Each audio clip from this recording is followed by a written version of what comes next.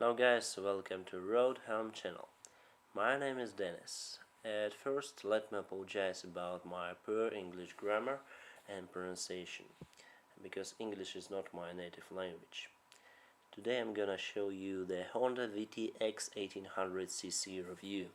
I also own this kind of beauty for 2 years, so you'll be given the information about this bike, about its characteristics, its advantages and disadvantages.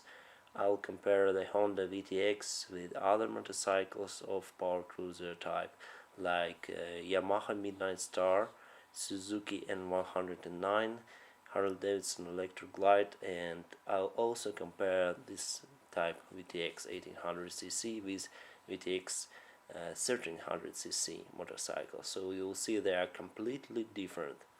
Afterwards I will say why I prefer to buy Honda VTX 1800cc.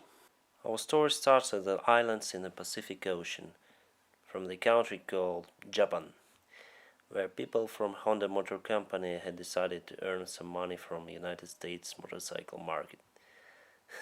The outcome product was this bike. Yeah, this donkey with wheels and 50cc engine is the Honda state-of-art moped. But however, this bike was very popular in the United States in 1960s and 1970s because it was cheap, efficient, reliable, and you could even use it like a bicycle because it has pedals, as you may see. It looked like shit, but Honda made a lot of money from this moped project. Another popular Honda bike was classic Honda CB series. The most popular is CB 750.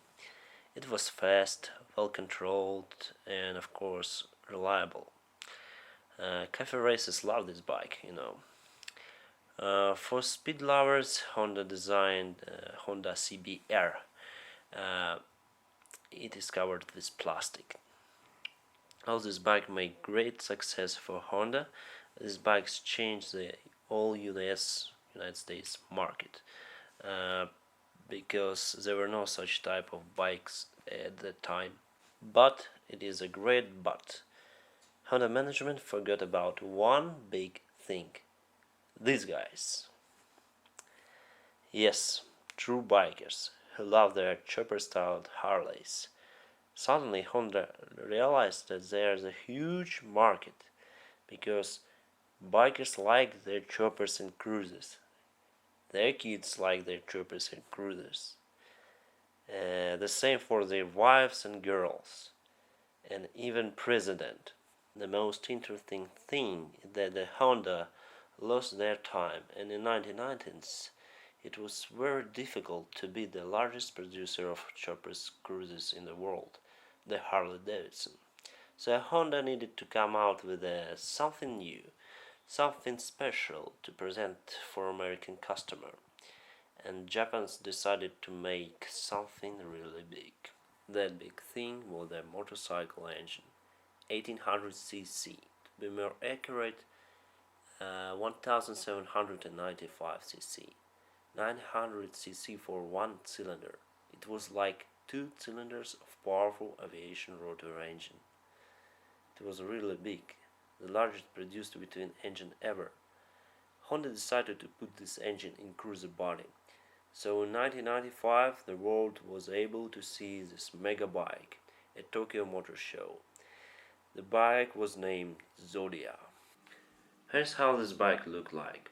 Of course it was a concept VTX prototype and nobody would dare to produce this bike. However, the cruiser shapes were well recognized in Zodiac style, and the first time people saw the future VTX engine. Honda decided to produce the VTX bike at the US Honda factory. It was cheaper and very useful.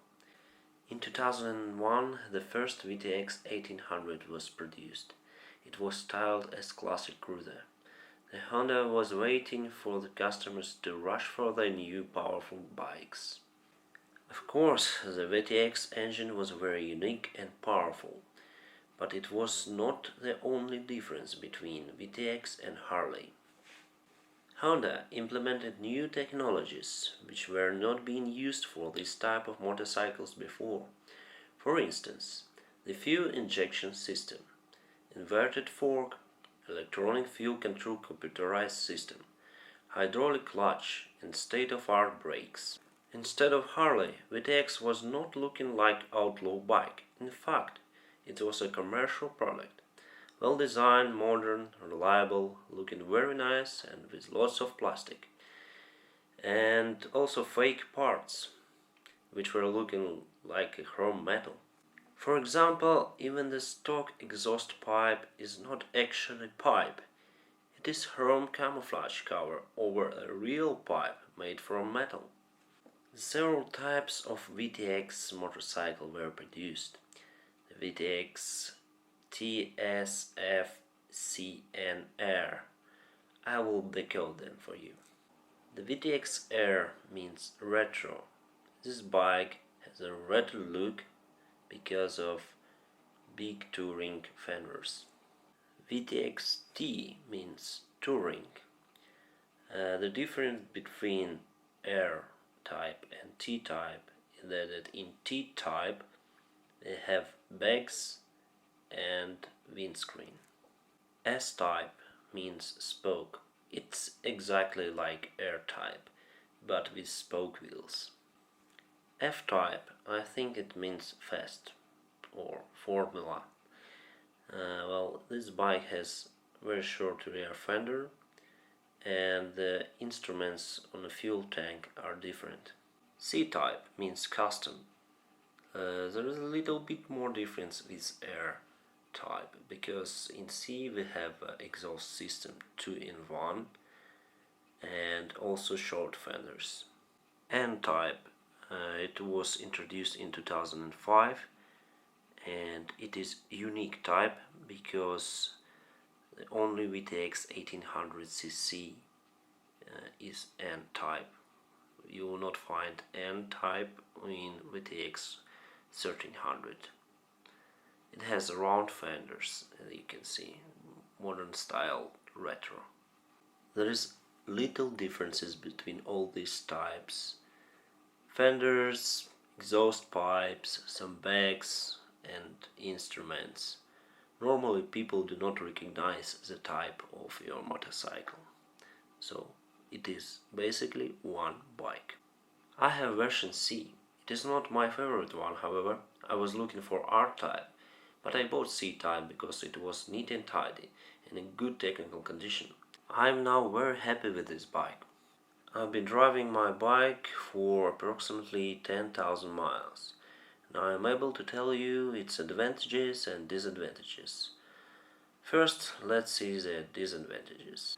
The greatest minus of this bike, I think, is the clearance, the distance between ground and the lowest part of the frame. It is very low. I can hardly put my bike lifter down to the bottom. That is why this bike is only for good roads with asphalt pavement. The second disadvantage, I think, are custom and original parts for VTX. If you live outside the US, you'll have some problems. The parts for VTX are not cheap and you'll need to pay for shipping and also wait for several weeks for parts to come to your home. The rear shock absorbers and fork springs are not working for bad paved roads. You better change them for progressive springs. Stock forward light is not good. I would recommend to use additional lights or install xenon. The stock seat. Almost half of VTX owners changing their seat to more comfortable variant. I've installed Mustang seat. You may also use Corbin and Ultimate seats. Lots of plastic. Unlike Harley-Davidson, this bike has lots of plastic. That I think is not true American style for such kind of cruiser. Even the main light cover is in plastic. And the last for today is that VTX is no longer produced. The VTX production ended in 2008 and soon it will be retro. Let's start now with advantages. First, which I think is the main for this bike, is the engine. It has 107 horsepower and 160 newtons per meter of torque. It is impressive. That's the main reason why I bought the VTX. Of course, it's very reliable. I didn't have any technical problems with my VTX. Just use good original oil and good petrol. And this bike good for customizing. Especially I will not go through deep customizing because it takes time and money. And I think this bike looks well as it is. This bike also well controlled. Its heavy weld stance, gather some speed and you'll drive it like a bicycle. That's because of low center of gravity. The shaft drive is a very useful thing. It need no service at all. Just change the oil once in 2 years and it will work like a clock. The shape and style of this bike are great. VTX looks like monolith construction. There is no any empty space between engine and fuel tank. No any unnecessary tubes, wires or fittings. This bike looks finished. The brakes are great. There are double disc brakes in the front wheel and one disc in the rear, and 3-cylinder caliper for each disc. These brakes saved my life twice. Now let's compare VTX 1800 with other motorcycles. I will start from Suzuki Boulevard M109R. I think this bike is a real competitor to VTX. It is more powerful than VTX. M109 engine is only seems like Honda. And displacement volume of Suzuki is 1783 cubic centimeters.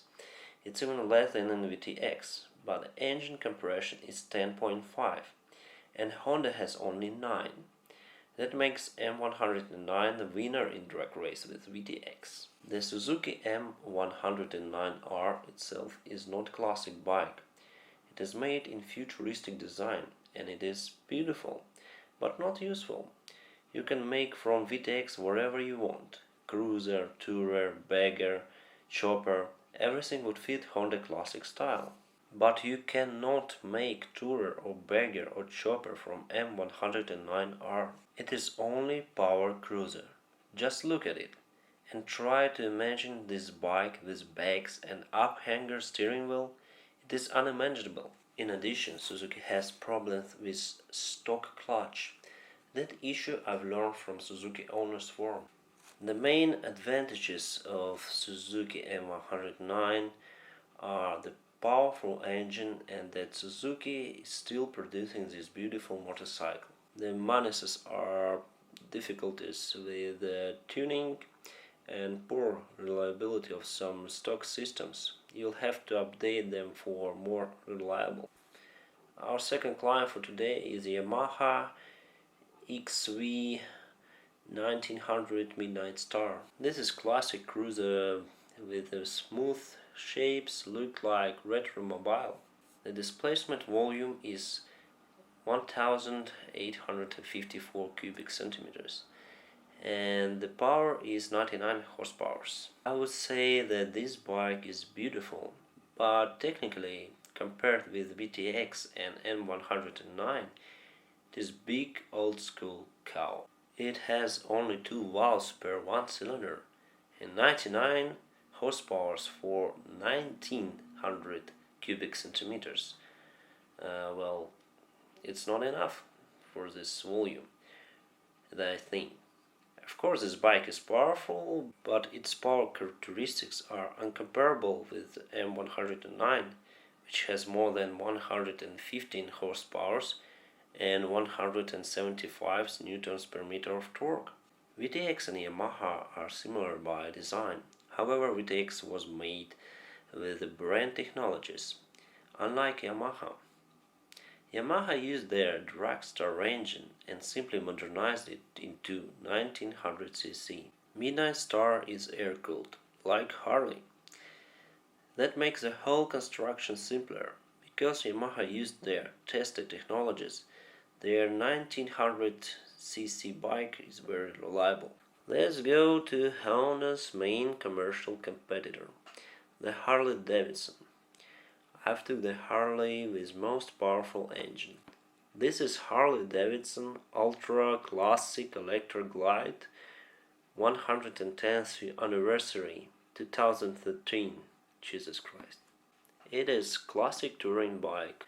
It has powerful engine and I think Screaming Eagle edition is already there. It has fuel injection system ESPFI, which is very cool because of fuel efficiency. The gearbox is state-of-art 6-speed, but is also a great butt. This bike weighs 430 kilograms, which is 948 pounds, and that weight is without a driver. This is the heaviest of all presented bikes. Of course, this heavy weight makes dynamic characteristics poorer. However, it is still a powerful motorcycle. And if you install some Harley tuning kits for engine and put off some weight from your Harley and from yourself, maybe you will beat VTX in drag racing. Just be aware, the Honda rider might do the same tuning. All these bikes are generally the same. You would be happy with any of them. It depends on your taste only. But remember, these bikes are made not for racing. They're made for people who see you on the powerful cruiser bike. We have one motorcycle left, by the way, the VTX 1300. Let's take a close look on it. Yes, it looks the same as VTX 1800. But please, these are engine parameters below. The engine is only 1312 cubic centimeters. Look at the bike itself. The single braking disc in the front and only 2-piston caliper. To remind you, the VTX 1800 has 2 braking discs for forward wheel and each disc with 3-piston caliper, so 6 braking pistons in total for forward wheel. And here we have only 2-piston caliper in total. That makes difference because VTX 1300 weighs almost like 1800 version. There's a lot of difference. There is no inverted fork, no fuel injection, just single old-school carburetor for both cylinders. Rear brakes are bad, only 1-piston caliper. Big Brother has 3-piston caliper at the rear. All of this makes VTX 1300 less attractable comparably with 1800. But if you like less power and comparably calm riding, this bike is for you. Finally, let's go for the prices. As you can see, the cheapest is VTX 1300. It costs $9,300. And the most expensive is Harley-Davidson. It costs $38,600. I could not find the information about the Yamaha price. In the previous sales, it priced almost like Honda and Suzuki. To conclude, the VTX was designed to be the hit of American motorcycle market. Unfortunately, it wasn't happening. Yes, this bike was good and many people love it, in US and all over the world. But in total, the sales were unexpectedly low. Why did it happen? Why people who like cruisers and classic style didn't buy this beautiful, modern, technological, relatively cheap and reliable bike? My personal opinion is that American customers mostly like Harleys. Harley-Davidson is the culture of American motorcycle life, with brave history, outlaw gangster fashion and modern perspectives. So US rider chooses his bike not by head, but with heart, which beats in rhythm with Harley-Davidson twin engine. Especially I bought VTX because price fits quality, and you'll never find powerful Harley for that kind of money. I think that's all for today, guys, and thanks for watching. Mostly all the information in this video are found on bikes.com, so visit this site for all motorcycle review. See you and have a nice day.